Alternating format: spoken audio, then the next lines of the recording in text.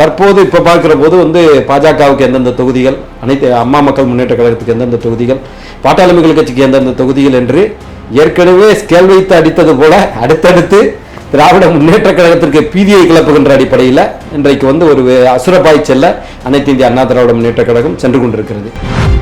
திருமாவளவன் அவர்கள் அந்த கூட்டணி தர்மத்திற்காக தன்னை சுயம் இழந்து கொண்டு தன்னுடைய சுயத்தை கூட விட்டு கொடுத்து திமுக கூட்டணிக்கு முட்டு கொடுத்து கொண்டிருந்தார். ஆனால் அவர்களுக்கு கூட 10 தொகுதிகள் கொடுக்காமல் 8 தொகுதியை கொடுத்து நேற்றைக்கு முந்தின நாள் வரைக்கும் என்ன சொல்லிக் கொண்டிருந்தால் இரட்டை இறக்கத்திலே நாங்கள் தொகுதிகளை பெறுவோம் என்று தொண்டர்களை உற்சாகப்படுத்தி கொண்டிருந்தவர். அவங்களுக்கு 8 கொடுத்தது கூட தப்பு கிடையாது, இவங்களுக்கு 10 கொடுத்தவங்களுக்கு 8 கொடுத்ததுங்கிறது வந்து நிச்சயமாக அவங்களை அவமானப்படுத்துகின்ற தரக்குறைவாக நடத்துகின்ற நிகழ்வாக நாங்கள் பார்க்கிறோம். நியூஸ் 24/7 செய்தி சேகரிக்க சென்றவரை ஒரு சட்டமன்ற உறுப்பினர், ஸ்ரீரங்கம் சட்டமன்ற உறுப்பினர் பழனியாண்டியே முன்னின்று தாக்குதல் நடத்துகின்றார் என்று சொன்னால், சட்டமன்ற உறுப்பினரே 3 லட்சம் மக்களுடைய பிரதிநிதியாக இருப்பவரை சட்டத்தை மீறுகின்றார் என்று சொன்னால், மறுநாளே அம்மா மாவட்ட செயலாளர் இருந்தவங்களே நீக்கியிருக்கிறாங்க. எங்கோ இருந்து ஸ்டாலின் அவர்களுடைய வேட்டி சட்டை எல்லாத்தையும் உருவிட்டு போயிட்டாரு ராகுல் காந்தி. கட்சி காங்கிரஸ் வளர்ந்துட்டா, எதுக்காக 3 சீட்டு கூட கொடுத்தீங்க? இல்லை விடுதலை சிறுத்தை போல உங்களோட களத்தில் நின்னாங்களா? அவங்க திருப்பரங்குன்றம் இஷ்யூல எப்படி கலெக்டர் போய் அங்கே மன்னிப்பு கேட்டாரா? நீங்க அரசை கேட்டு தான் செய்யணும், நாங்கள் போய் சொல்ல வேண்டியானே. சொன்னீங்கன்னா உங்களை சென்ட் டு ஜெயில் ஆட்டோமேட்டிக்கா. ஏன் மன்னிப்பு கேட்டீங்க? தப்பு செஞ்சவன் தான் மன்னிப்பு கேட்கணும். அதனால இங்க மன்னிப்பு எல்லாம் கேட்க முடியாது, எஃப்ஐஆர் போட்டு தான் ஆகணும், வேற வழி கிடையாது. இல்லைன்னா வந்து டிஜிபி உள்ள போற மாதிரி இருக்கும்.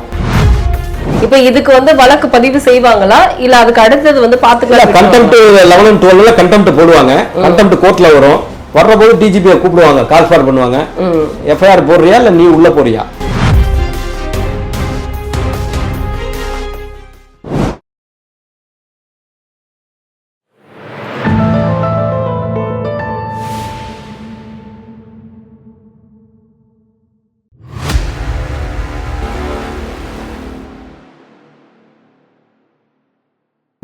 டிவி நேயர்களுக்கு அன்பு வணக்கம். இன்று இந்த நேர்காணலில் சிறப்பு விருந்தினர் அஇஅதிமுகவின் செய்தி தொடர்பாளர், உயர்நீதிமன்ற வழக்கறிஞர் காசிநாத பாரதி அவர்கள் நம்முடன் இருந்திருக்கிறார். சார் வணக்கம். சார் வணக்கம். இன்னைக்கு திமுக அவங்களுடைய வேலைகளை ரொம்ப சூப்பரா செய்யறாங்க அப்படிங்கிற ஒரு ஹெட்லைன் நியூஸ் கண்டிப்பா வந்துகிட்டே இருக்கணும்னு ஆசைப்பட்டாங்க. ஆனா இன்னைக்கு நாங்க சொல்றதான் செய்வோம் அப்படின்னு அதிமுகல சூப்பரான வேலைகள், அதாவது தேர்தல் அறிக்கையை 15 அறிக்கைகள் வந்து முக்கிய அறிக்கைகள் வெளியிட்டாங்க. அந்த 15ஓட சேர்த்து 297 யாருமே கொடுக்க முடியாத ஒரு அறிக்கைகளை வெளியிட்டிருக்காரு எடப்பாடியார். அது மட்டும் இல்ல, இன்னைக்கு வேட்பாளர்கள் பட்டியலையும் வந்து இன்னைக்கு முதற்கட்டமாக ரிலீஸ் பண்ணிட்டாரு. இது எல்லாமே அடுத்தடுத்து இவ்வளவு ஃபாஸ்டான வேலைகள் அதிமுகவில் நடப்பதற்கு, ஏன்னா இன்னைக்கு ஒரு ஹைலைட்டான ஹெட் நியூஸே வந்து அதிமுக தான். திமுக இன்னைக்கு கொஞ்சம் பதட்டத்தில் இருக்கிற மாதிரியான ஒரு செய்தியும் வெளியா இருக்கு. இது எப்படி பாக்குறீங்க? உண்மையாகவேவா? நிச்சயமாகவே ஆரம்ப நிலையிலிருந்தே எடப்பாடியார் பிரச்சாரத்திலிருந்து ஆரம்பித்து அம்மாவை தாண்டி குதிரை பாய்ச்சல்ல வருவார்னு என்று நான் ஆரிடம் சொல்லிக்கிட்டே இருந்தேன். அது உண்மை என்கின்ற அடிப்படையில் நேற்றைக்கு முதல் நாள் வரைக்கும் திராவிட முன்னேற்ற கழகத்தால் கட்டமைக்கப்பட்ட மாயை 65 தொகுதிகளை பாஜக கேட்கிறது, 70 தொகுதிகளை கேட்கிறது, அஇஅதிமுக என்ற கட்சியை வந்து தவிடுபொடியாக்கப் போகிறார்கள், உடைத்து நொறுக்கப் போகிறார்கள் என்று ஒரு பொய்யான வாதத்தை, அதை தொடர்ந்து வந்து பொய் மாயையை கட்டமைப்பது தான் திமுகவோட வேலைன்னு வைங்களேன்.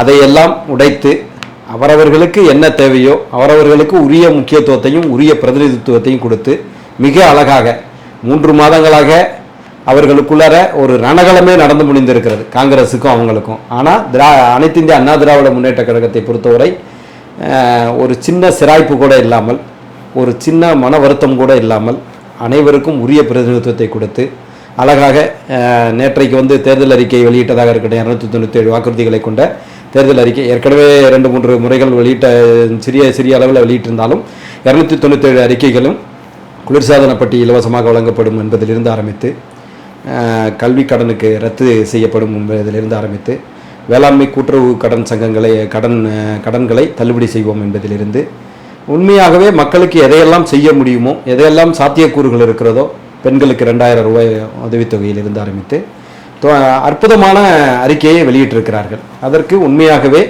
உழைத்த அந்த குழுவிற்கு அண்ணன் செம்மலை, அண்ணன் எங்களுடைய பகுதியினுடைய முன்னாள் அமைச்சர் அண்ணன் OS மணியன் இன்றைக்கு வேதாரண்யம் சட்டமன்ற வேட்பாளராக அனைத்து இந்திய அண்ணா திராவிட முன்னேற்ற கழகத்தால் அறிவிக்கப்பட்டு வெற்றி வேட்பாளராக ஏற்கனவே அவருடைய வெற்றி உறுதி செய்யப்பட்ட ஒன்று.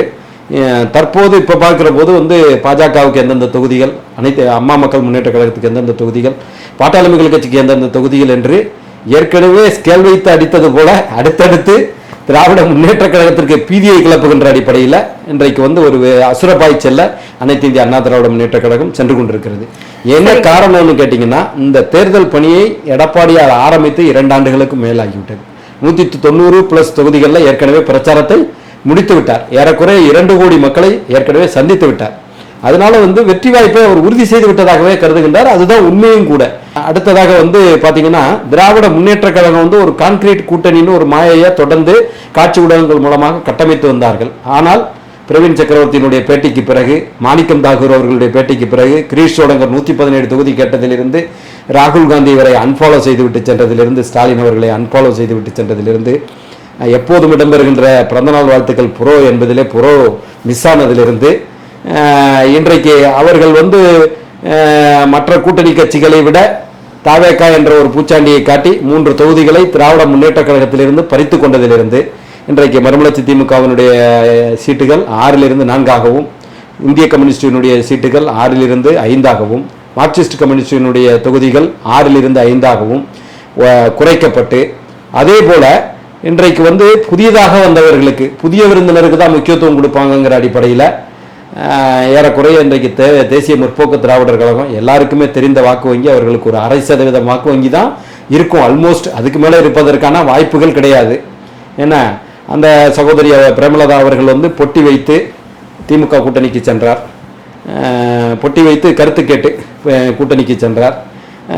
அவங்களுக்கு 10 தொகுதியை கொடுத்து ஒரு பாராளுமன்ற உறுப்பினரையும் லோக்சபா ராஜ்யசபாவில் கொடுத்து, அதன் மூலமாக இப்போ என்னன்னா வந்து இந்த குறைந்த சீட்டுகளை பெற்றவர்கள் இவங்க என்னெல்லாம் சொன்னாங்களோ, இழுபறியில் போய் முடிஞ்சிடும் அதிமுக கூட்டணின்னு சொன்னாங்க. இழுபறியில் இன்னைக்கு வரைக்கும் திமுக கூட்டணி தான் இருக்குது. அதே போல் அந்த தொண்டர்கள்ட்ட ஜெல்லாவாதுன்னு சொன்னாங்க. உண்மையிலேயே எனக்கு ரொம்ப வருத்தமாக இருந்துச்சு. மார்க்சிஸ்ட் கம்யூனிஸ்ட் கட்சியினுடைய மாநில செயலாளர் சண்முகம் அவர்கள் வெளியில் வந்து 5 தொகுதிகளை ரொம்ப, அதாவது கண்ணீர் வடிக்கின்ற அடிப்படையில் 5 தொகுதிகளை ஏற்றுக்கொள்ள முடியவில்லை, இருந்தபோதிலும் கூட நாங்கள் ஏற்றுக்கொள்கிறோம் அப்படின்னு சொல்லி அவர் பேட்டி கொடுப்பதாக இருக்கட்டும். இவர்களோடு அனைத்து விஷயங்களிலும் சமரசம் செய்து கொண்டு, தமிழகத்தில் இன்றைக்கு வந்து சட்டம் ஒழுங்கு பிரச்சனை இருக்கிறது, கள்ளச்சாராய சாவுகள் நடக்கின்றன, வேங்கவேல் பிரச்சனையில் தீர்வு வரவில்லை, தூய்மை பணியாளர்களுடைய பிரச்சனையில் தீர்வு வரவில்லை, சாம்சங் தொழிலாளர்கள் இன்றைக்கு வரை தொழிற்சங்கம் அமைக்க முடியவில்லை, அவர்களில் 27 பேர் நீக்கப்பட்டிருக்கிறார்கள், அவர்களுக்கு பணி நியமனம் கேட்டு நேற்றைக்கு முதல் நாள் கூட சுங்குவார் சத்திரத்தில் போராட்டம் நடக்குது. இப்படி இந்த நடக்கின்ற அத்தனை அந்த அவலங்களும் அத்தனை விஷயங்களும் ஒடுக்கப்பட்ட சமுதாயத்திற்கு எதிரான நிகழ்வுகள்.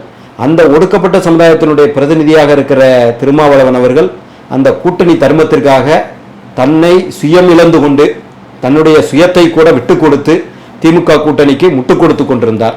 ஆனால் அவர்களுக்கு கூட 10 தொகுதிகள் கொடுக்காமல் 8 தொகுதியை கொடுத்து, நேற்றைக்கு முந்தின நாள் வரைக்கும் என்ன சொல்லி கொண்டிருந்தால், இரட்டை இறக்கத்தில் நாங்கள் தொகுதிகளை பெறுவோம் என்று தொண்டர்களை உற்சாகப்படுத்தி கொண்டிருந்தவர், அவங்களுக்கு 8 கொடுத்தது கூட தப்பு கிடையாது, இவங்களுக்கு 10 கொடுத்தவங்களுக்கு 8 கொடுத்ததுங்கிறது வந்து நிச்சயமாக அவங்களை அவமானப்படுத்துகின்ற, அவங்களை வந்து தரக்குறைவாக நடத்துகின்ற நிகழ்வாக தான் நாங்கள் பார்க்கிறோம். ஒரு அரசியல் பார்வையாளர், அதிமுக காரணம் இல்லாம அரசியல் பார்வையாளனா அவங்களோடு உடன் பயணித்தவர்களை அவர்கள் பழிவாங்கி விட்டார்கள், துரோகம் செய்து விட்டார்கள் என்ற வார்த்தையை கூட மிகச்சரியா சொல்ல முடியும். பிட்ரையல்னு சொல்லுவாங்கல்ல, PTRAOAL, பிட்ரையல்ங்கிற வார்த்தையை கூட சரியா சொல்ல முடியும். ஏன்னா உங்களோடு அனைத்திலும் சமரசம் செய்து கொண்டு, என்ன நாங்கள்லாம் எத்தனையோ ஊடகத்தில் வந்து அவர் ஒரு சுயம்புவா வந்த தலைவர், ஒரு தலித் சமுதாயத்திலிருந்து ஒரு தலைவர் உருவாகுது என்பது ஒரு சாதாரண விஷயம் கிடையாது. அப்படிப்பட்ட அவரை வந்து நீங்க அவருக்கு 10 கொடுத்து தேசிய முற்போக்கு திராவிடர் கழகத்துக்கு 8 கொடுத்துருந்தீங்கன்னா உண்மையிலே நியாயமான ஒன்றாக கூட எடுத்துக்கொள்ள முடியும். அதே போல நீங்க அவங்களுக்கு 10 கொடுக்கிற போது ஏன் உங்களோட உடன் பயணிச்ச மார்க்சிஸ்டுக்கும் இவர்களுக்கும் வலுக்கட்டாயமாக ஒரு தொகுதியை குறைக்க வேண்டிய அவசியம் என்ன இருக்கு?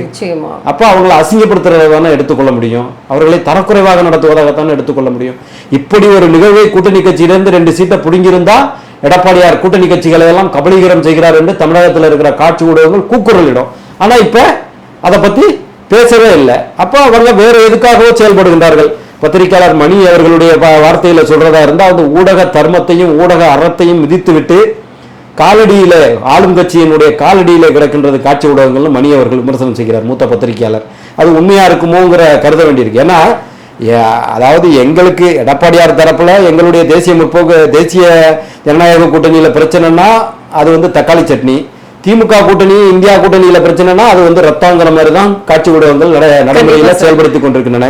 இந்த இடத்துல எதை சொல்ல வரோம்னா அந்த ஜெல்லுன்னு சொல்றாங்கல்ல, அப்ப தங்களுடைய சுயமரியாதையை கேள்விக்குறியாக்கிய திமுக கூட்டணிக்கு எப்படி விடுதலை சிறுத்தைகளுடைய தொண்டர்கள் வேலை செய்வார்கள்? கண்டிப்பா முடியாது. எப்படி மார்க்சிஸ்ட் கட்சியினுடைய தொண்டர்கள் வேலை செய்வார்கள்? திமுகவே வேலை செய்ய மாட்டேன்னு திமுக அதுதான், அதாவது திமுக காரங்களே சொல்றாங்க உங்க எடப்பாடியார் ஆட்சி அருமையா இருந்துச்சியா, அவரே வந்துட்டு போட்டியாங்கிற லெவலுக்கு இன்னைக்கு வந்து விட்டது. அதை நிரூபிக்கின்ற விதத்துல நேற்றிலிருந்து 2-3 நாட்களாக குதிரை பாய்ச்சல் எடப்பாடியார் சென்று கொண்டிருப்பது வெற்றியை நோக்கி நாம் நகர்த்தி விட்டோம் என்கிற கருத்தை தான் நான் பண்ணேன். கண்டிப்பா சார். இப்போ நீங்க இன்னைக்கு 10 லட்சம் கோடி கிட்ட வந்து கடன் நம்மளுடைய தமிழகத்துல ஒவ்வொரு இந்திய குடிமகனுடைய தலையில, அதாவது தமிழகத்தில் இருக்கக்கூடிய தலையில ஒரு குடும்ப அட்டைதாரருக்கு 2 லட்சம் வந்து கடன் இருக்கு. இத வந்து ஒரு மூத்த பத்திரிகையாளர் தான் சொல்லியிருந்தாரு. இவ்வளவு கடன் இருக்கு, அது திமுக இருக்கிற ஒரு செய்தி தொடர்பாளரே சொல்லியிருந்தாரு. சரி, அது ஒரு பக்கம் இருக்கட்டும். இந்த இவ்வளவு கடன் இருக்கு, இதுவே ஏற்கனவே எப்படி அடைக்க போறேன்னு தெரியல. ஆனா இதுல நீங்க சொல்லியிருக்கக்கூடிய இந்த கருணை தொகை 10,000, பெண்களுக்கான 2,000, இது விலையில்லா வந்து குளிர்சாதன பெட்டி, இது எல்லாம் வந்து ஒரு ஆரோக்கியமான அரசியலுக்கு வந்து எடுத்துட்டு போகும் நீங்க நினைக்கிறீங்களா? ஏன்னா திமுக ஏற்படுத்தி வச்சிருக்கிற கடன் சுமையை வந்து சுமக்க முடியாம இருக்கு தமிழக மக்கள். அப்படி இருக்கக்கூடிய நிலையில இது ஆரோக்கியமான அரசியலாக இருக்கும் நீங்க நினைக்கிறீங்களா? ஆரோக்கியமான அரசியல் தான். அது எப்படி எக்கனாமிக்ஸ்ல சொல்லுவாங்க, கிரைசிஸ் எக்கனாமி இஸ் ஏ குட்டி எக்கனாமி.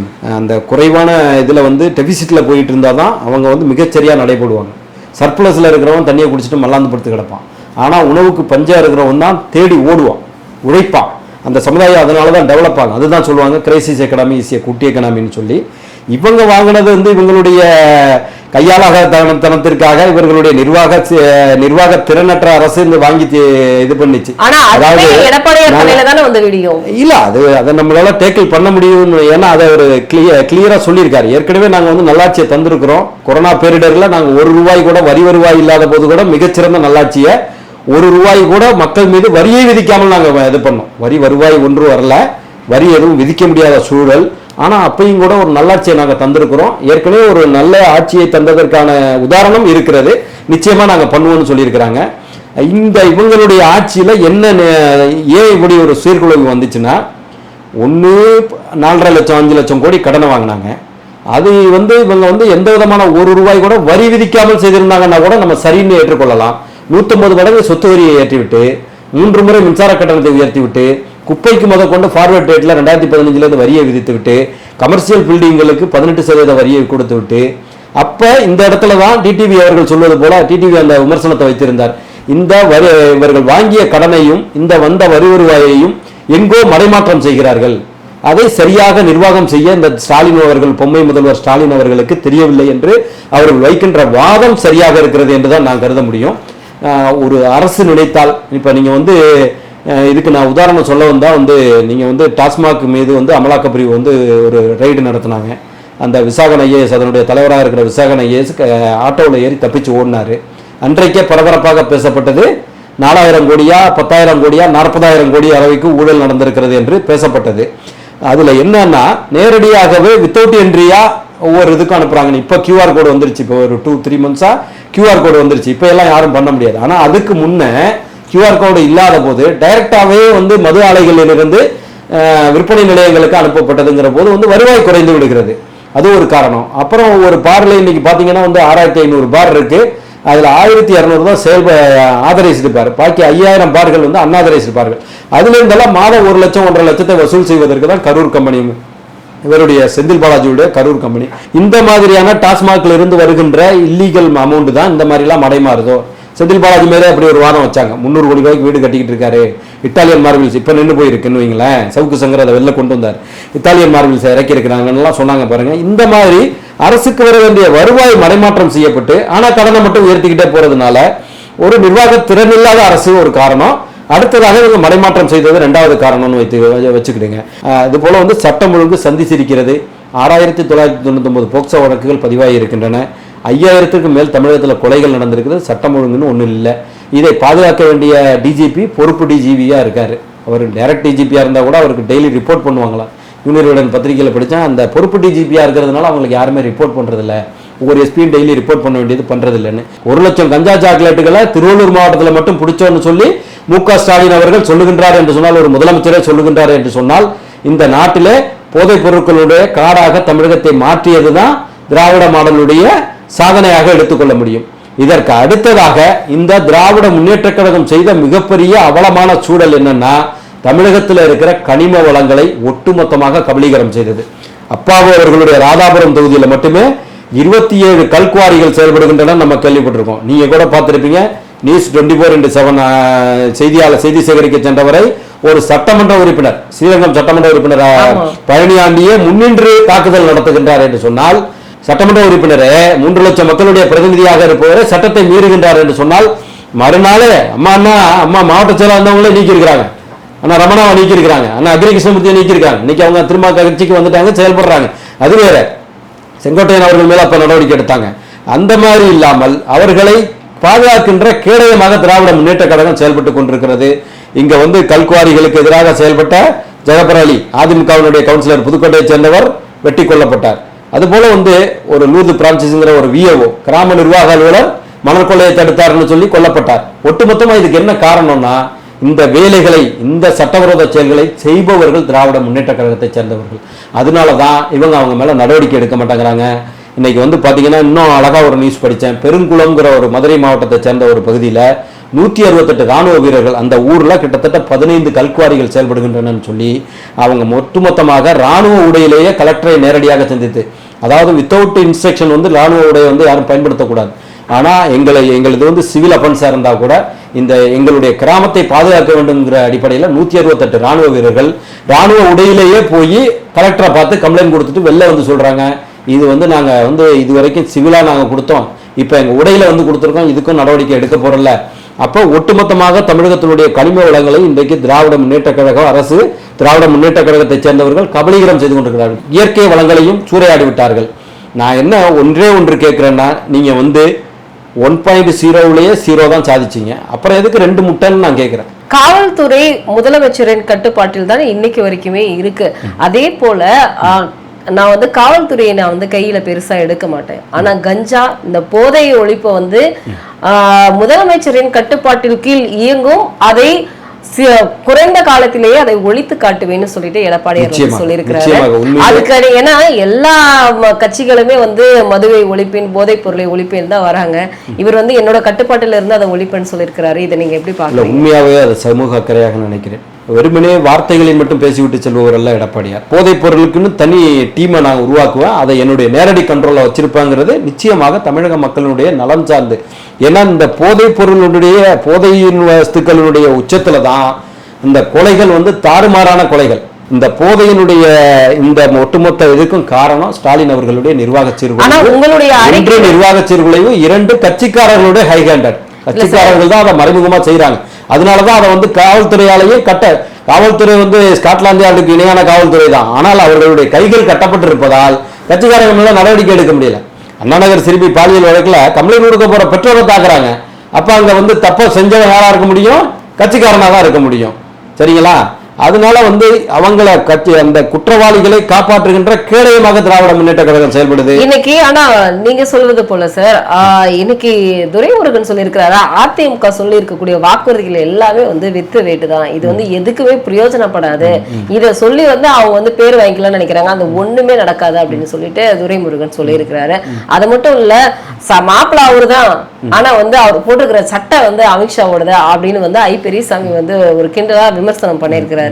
இந்த விமர்சனங்களையும் இந்த அறிக்கைகளுக்கு சொன்ன துரைமுருகனுடைய வாதத்தையும் எப்படி பாக்குறீங்க? அதாவது நேரடியாக களத்திற்கு வராமலேயே எங்கோ இருந்து ஸ்டாலின் அவர்களுடைய வேட்டி சட்டை எல்லாத்தையும் உருவிட்டு போயிட்டாரு ராகுல் காந்தி.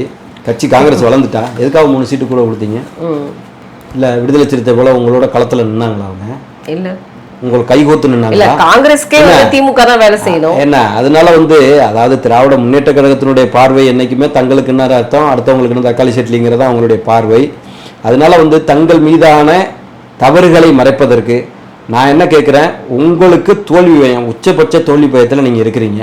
உச்சபட்ச தோல்வி பயத்தில் தான் அங்கே வாட்டர் கேன் போட போகிறவனை முதற்கொண்டு கூட்டணிக்கு அழைச்சிட்டு போய் அறிவாலயம் வாசல்லே நிற்கிறாருங்கிற அளவுக்கு கேவலமாக நீங்கள் ஒரு நல்லாட்சியை தரலை. அப்போ அந்த கூச்சத்தின் அடிப்படையில், அந்த பயத்தின் அடிப்படையில் தான் நீங்கள் எத்தத்தின்னா பித்தந்தலின்னு ஓ பன்னீர்செல்வத்தை சேர்த்தா ஒரு 1000 ஓட்டு வருமா, மனோஜ் பாண்டியனை சேர்த்தா ஒரு 1000 ஓட்டு வருமா, வைத்திலிங்கத்தை சேர்த்தா ஒரு 1000 ஓட்டு வருமா, என்ன உச்சபட்சமாக இந்த லேப்டாப் திட்டத்தையே உலகத்திலேயே வந்து இவங்க தான் அறிமுகப்படுத்துகிற மாதிரி ஏற்கனவே 5 லட்சம் மாணவர்களுக்கு லேப்டாப் வந்து மாணவர்களுக்கு கொடுத்தது வந்து அனைத்து இந்திய அண்ணா திராவிட முன்னேற்ற கழக அரசு. ஏறக்குறைய 60 லட்சம் பெண்களுக்கு இதை வந்து தாலிக்கு தங்கத்தை கொடுத்தது அனைத்து இந்திய அண்ணா திராவிட முன்னேற்ற கழக அரசு. இந்த லேப்டாப் திட்டத்தை உலகத்திலேயே ஆல்பர்ட் ஐன்ஸ்டீனுக்கு பிறகு இவங்க தான் கண்டுபிடிச்ச மாதிரி இதை வெளியிடுவதற்கு இதை வழங்குறதற்கு விழாவிற்கு விஜய் சேதுபதி அழைச்சிட்டு வர்றாங்க. விஜய் சேதுபதியும் நடிகர் சிவகுமார் அவர்களுடைய மகன் கார்த்திக் அவரையும். ஆனால் அவங்க மூலமா ஒரு 1000 ஓட்டை பெற முடியுமா? அப்ப ஏன் இந்த மாதிரியான ஒரு அவல நிலைக்கு திமுக தள்ளப்பட்டது? முதல்ல ஒற்றை விரலை அடுத்தவங்களை நோக்கி நீட்டுறதுக்கு முன்ன மற்ற விரல்கள் உங்களை நோக்கி இருக்கிறது என்பதை துரைமுருகன் மூத்த தலைவர், அதை நான் வேண்டாம்னு சொல்லல, அவருக்கே இப்ப சீட்டு கிடையாதுன்னு பேசிக்கிறாங்க. நீங்க இந்த மாதிரியான எதுவுமே இல்லாம உருவிட்டு போயிட்டாராங்க ராகுல் காந்தி. உங்கள்கிட்ட மொத்த உடையையும் உருவிட்டு போயிட்டாரு. அதுக்கு என்ன சொல்ல போறீங்க? நான் மிகச்சரியா நாங்க வந்து தமிழ்நாட்டு மக்களின் நலன் சார்ந்து பண்ணியிருக்கிறோம்.